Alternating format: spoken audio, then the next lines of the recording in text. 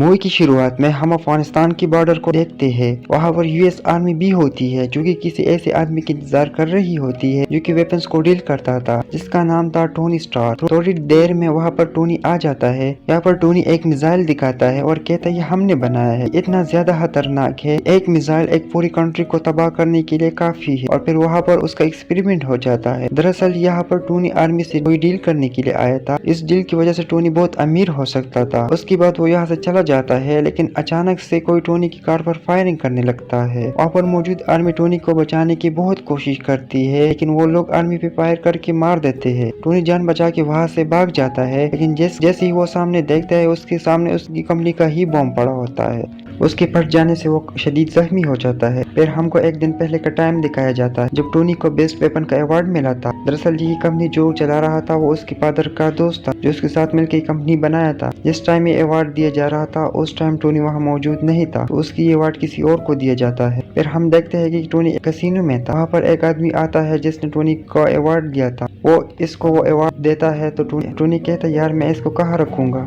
मेरे घर में इसके लिए जगह नहीं है। वो अवार्ड लोग को देख के खुद वहाँ से चला जाता है। तभी वहाँ पर एक रिपोर्टर आ जाती है और टोनी से कहते हैं आप सेटिस्फाइड है जो आप नई नई वेपन्स बनाते और वो इतनी खतरनाक है कि किसी की भी जान ले सकती है, बल्कि पूरी कंट्री डिस्ट्रॉय कर सकती है। तो टोनी कहते हैं हाँ मैं सेटिस्फाइड हूँ, क्योंकि अगर हम वेपन्स ना बनाए तो लोग हमें ही मार डाल देंगे। उसके बाद ये दोनों कुछ टाइम साथ स्पेंड कर देते हैं। फिर टोनी को बताया जाता है कि उसकी अफगानिस्तान के लिए फ्लाइट है और टोनी अपने प्राइवेट जेट से होकर अफगानिस्तान आ जाता है।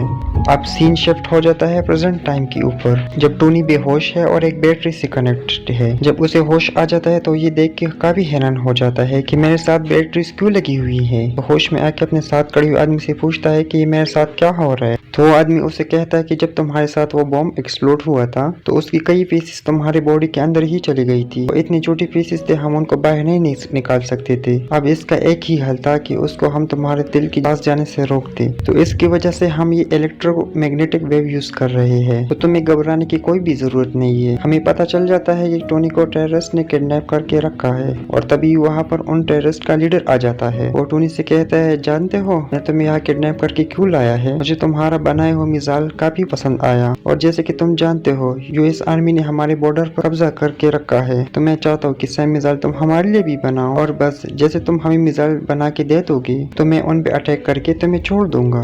तो टोनी कहता है हरगिज नहीं, ये तुम्हारी भूल है। तो टोनी के साथ खड़ा हुआ आदमी कहता है कि नहीं ऐसा नहीं, तुम्हारे पास इसके अलावा और कोई सोल्यूशन नहीं है, क्योंकि ये ऐसा इलाका है जहाँ तुम्हारे साथी इवन आर्मी भी नहीं ढूंढ सकते। अब ये आदमी था कौन? दरअसल ये आदमी भी वेपन्स बनाया करता था और इन्हें भी यही लोग लेकर आए थे यहाँ पर। अब टोनी और वो ये डिसाइड कर देते हैं कि यहाँ से कैसे बाहर निकला जाए। हालांकि उसे बाहर जाना इम्पॉसिबल लग रहा था, लेकिन वो फिर भी ट्राई करना चाहते थे। वो आदमी कहता है कि मुझे अपनी फैमिली के पास जाना है। तो टोनी कहता है मेरा कोई भी फैमिली नहीं, बस एक ड्राइवर और एक सेक्रेटरी है। तो वो दोनों सोचते हैं कि हम एक ऐसा ड्रेस बनाएंगे जो बुलेट प्रूफ हो, ताकि हम बाहर निकले और वो लोग हम पे शूट करे तो उस पे कोई असर ना हो और हम फौरन से भाग जाए। तो वो आदमी टोनी को बताता है जो तुम्हारी बॉडी में इलेक्ट्रोमैग्नेटिक वेव है उसको सिर्फ वही बैटरी कंट्रोल कर सकती है जो मैंने तुम्हारी बॉडी के साथ कनेक्ट की है। अब उसको ढूंढना होगा ताकि उसको यूजफुल बना के हम यहाँ से बाहर निकल सके, क्योंकि इस सूट के लिए उनको हाई पावर की बैटरी चाहिए थी जो इस सूट को रन भी कर सके और पावर भी दे सके। दूसरी तरफ लीडर को यही लग रहा होता है कि शायद ये लोग मेरे लिए वो मिसाइल बना रहे हैं,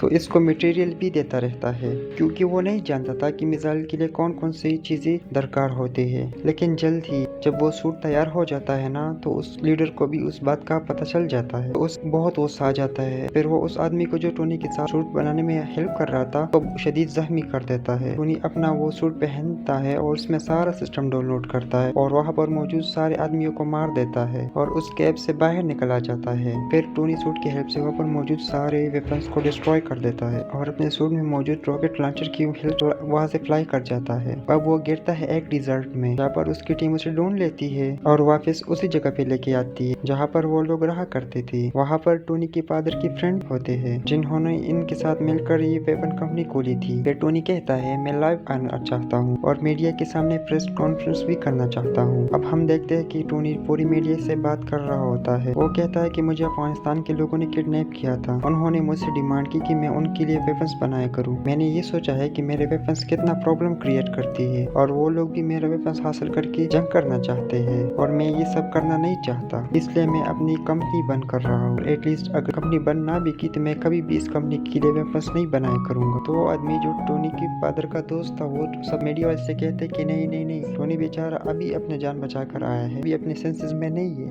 ये अभी उदास है तो इसलिए बहकी बातें कर रहा है, ऐसा कुछ भी नहीं होने वाला। तब टोनी वहाँ से चला जाता है लेकिन उसके पीछे उसके फादर का साथ साथ पीछे चला जाता है। तो वो आदमी टोनी से कहता है आखिर हुआ क्या है, अफगानिस्तान से कैसे बचकर निकले और तुम्हें उन लोगों ने क्यों किडनैप किया था। टोनी उसे सारी बात बता देती है और ये भी बता देता है कि मैंने एक आयरन सूट बनाया था जिसकी हेल्प से मैं बाहर निकला था, क्या तुम भी देखना चाहोगे। तो वो आदमी कहता है हाँ हाँ क्यों नहीं। तो टोनी अपना बटन खोल देता है और अपने चेस्ट पे वो दिखा देता है वो आयरन सूट का एक हिस्सा। तो वो आदमी ये चीज देख के कहता है ये तो लाजवाब है, हमें इस पर और काम करना चाहिए और पूरी दुनिया के सामने लाना चाहिए, हम इससे काफी अमीर हो सकते हैं और इससे हमें काफी प्रोग्रेस मिल सकती है। लेकिन टोनी नहीं मानता और फिर जाता है अपने सेक्रेटरी के पास। वो उससे कहता है कि मेरे चेस्ट में जो टूल लगा हुआ है मैंने इससे ज्यादा एडवांस टूल बना लिया है, उसे इसके साथ प्लीज चेंज की करें। तो वो लड़की टोनी से पूछता है ये क्या करता है। तो टोनी उसे बता देता है कि मेरे बॉडी में कुछ मेटल पीसेस है, उनको मेरे दिल तक जाने से रोकता है और मेरे बॉडी में और पावर और एनर्जी बना देता है। और दूसरी तरफ डेजर्ट में उस अफगानिस्तान की टेररिस्ट को उस सूट के कुछ पार्ट्स मिल जाते हैं जिससे वो लोग जोड़कर कुछ पता लगा लेते हैं कि असल में ये चीज क्या है। और उधर टोनी एक नया ड्रेस बनाने में कोशिश कर रहा होता है। उसने उस सूट में और भी ज्यादा अच्छे रॉकेट्स लगाए जो उसे उड़ने में मदद देते थे। वो अपने ड्रेस में लगे हुए सिस्टम को ऑर्डर देते हैं कि मुझे और भी ऊपर उड़ा दो। लेकिन जब वो काफी ज्यादा ऊपर पहुंच जाता है तब उसकी ड्रेस में बर्फ जमने लग जाती है सर्दी की वजह से और उसके सिस्टम में एरर आ जाती है जिसकी वजह से वो नीचे गिरने लग जाता है। जब वो नीचे आ रहा होता है तब वो अपने सिस्टम को दोबारा ऑर्डर देता है क्योंकि तब उसकी सूट से बर्फ मेल्ट हो रही थी तो इस वजह से वो वापस ऊपर उड़ जाता है। फिर घर आकर वो उस ड्रेस में कुछ चेंजेस करता है, उसे और भी अपग्रेड कर देता है ताकि ज्यादा ऊंचाई जाने पे उस ड्रेस पे बर्फ ना जमे। और टेबल पर उसकी सेक्रेटरी ने पुरानी टूल पर कुछ लिख के छोड़ा था जिसे देख के वो काफी खुश हो जाता है। फिर शाम को हम देखते हैं कि टोनी एक पार्टी में चला जाता है जहाँ पर उसकी सेक्रेटरी भी होती है। वो दोनों साथ टाइम स्पेंड कर देते हैं, डांस करते हैं और काफी इंजॉय कर देते हैं कि तभी वहीं पर वही रिपोर्टर आ जाती है जिसने टोनी का पहले इंटरव्यू लिया था। वो उससे कहती है कि जो मिसाइल तुमने अफगानिस्तान में देखा था वैसा मिसाइल अब अफगानिस्तान खुद बना रहा है, मुझे नहीं लगता कि ये तुम्हारे परमिशन से हो रहा है या तुमने कुछ ऐसा करने को कहा है। टोनी एकदम बहुत गुस्से में आ जाता है, उसे लगता है हो ना हो ये काम उसी आदमी का है जो कि उसके फादर का दोस्त था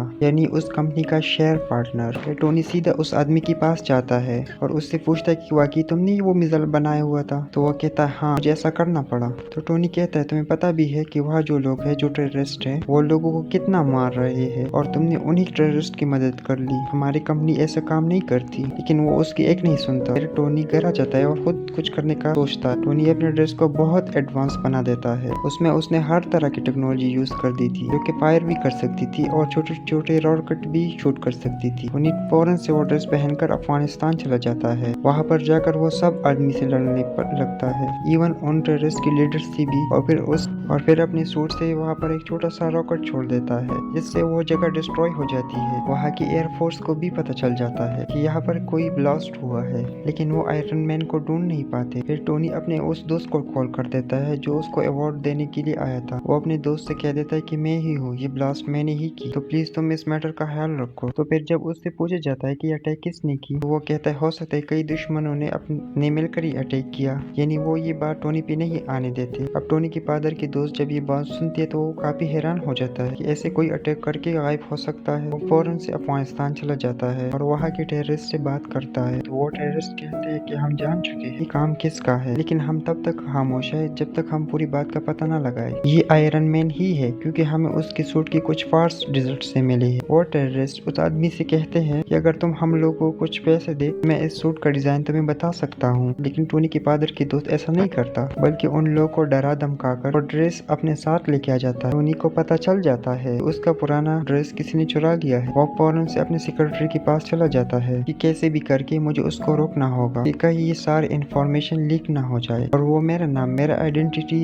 कहीं गलत यूज ना करे। टोनी की सेक्रेटरी उस आदमी की ऑफिस चली जाती है, यानी वही आदमी जो टोनी की फादर का दोस्त हुआ करता था। वो सारी इंफॉर्मेशन उसके कंप्यूटर से कॉपी करने लग जाती है और साथ ही साथ उसको ये भी पता चल जाता है कि ये वही आदमी था जिसने टोनी को किडनैप करवाया था ऑन टेररिस्ट से, क्योंकि ये नहीं चाहता था कि टोनी का इस कंपनी में जरा सा भी शेयर हो। ये सुन के वो काफी हैरान हो जाती है। तभी वो वहाँ से जाने वाली होती है कि तब वही आदमी आ जाता है जो टोनी की फादर का दोस्त था, जिसके कंप्यूटर से वो डेटा चुराने वाली थी, लेकिन वो उसको बात में लगा देती है और वहाँ से चली जाती है। वो आदमी भी कोई इतना मासूम नहीं था। उसे पता चल जाता है कि इसने मेरे कंप्यूटर से सारा डेटा चुरा लिए। जब वो लड़की सारा इन्फॉर्मेशन लेके वहाँ से निकल रही होती है, एक आदमी आता है और वो उसे कहता है कि आप टोनी को जानती हो, क्या आप टोनी से मेरा इंटरव्यू करा देंगे, मुझे उससे कुछ सवालात पूछने हैं। और दूसरी तरफ टोनी के फादर की दोस्त को भी अजीब अजीब फील होने लग जाता है, क्योंकि वो जानता था कि टोनी कितना पावरफुल है और उसे पता चल चुका है कि इस सारे गेम के पीछे मैं ही हूँ। उस आदमी ने साइंटिस्ट को ऑर्डर दिया होता है वही टूल बनाने के लिए जो कि टोनी के चेस्ट में था। लेकिन हैरानी वाली बात ये थी कि ये जो टूल बना रहा था उसका साइज काफी बड़ा था, लेकिन उसको कंप्लीट होने में अभी बहुत टाइम था।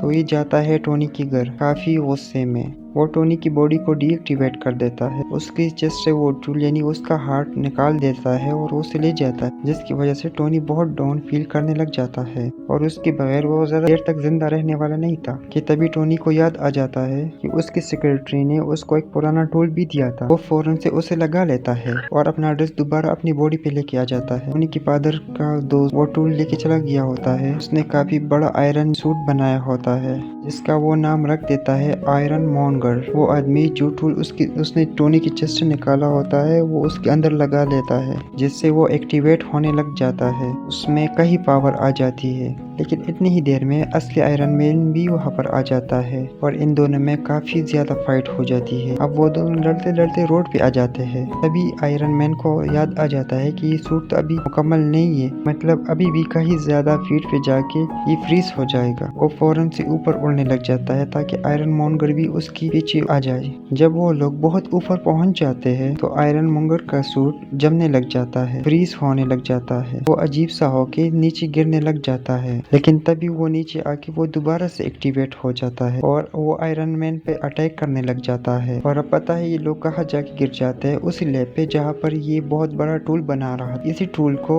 उसी आदमी की साइंटिस्ट ही बना रहे थे जो टोनी की फादर का फ्रेंड था, जो इसके साथ लड़ रहा था। आयरन मैन अपने सेक्रेटरी को फौरन कह देता है कि तुम ये टूल एक्टिवेट कर दो, मैं यहाँ से फौरन से भाग जाऊंगा और इसका सारा का सारा इफेक्ट इस आयरन मॉन्गर पे हो जाएगा, क्योंकि ये नहीं जानता होगा कि टूल स्टार्ट होने वाला है। वो लड़की ऐसा ही कर देती है, उसमें से काफी ज्यादा रेस निकलने लग जाती है जो कि आयरन मॉन्गर की गिर्द आ जाती है और इन रेस की वजह से आयरन मॉन्गर मर जाता है। अब अगले दिन हम देखते हैं कि टोनी की प्रेस कॉन्फ्रेंस हो रही होती है और सारे उससे क्वेश्चन कर रही होती है कि क्या आप ही हो आयरन मैन। के पास एक आदमी आ जाता है कि नहीं, आपने ये नहीं कहना है, इसमें आपका बॉडीगार्ड था और उन दोनों में आपस में कोई पर्सनल इशू की वजह से लड़ाई हो रही थी। आपके फादर भी नेचुरल डेथ पे ही मरे थे।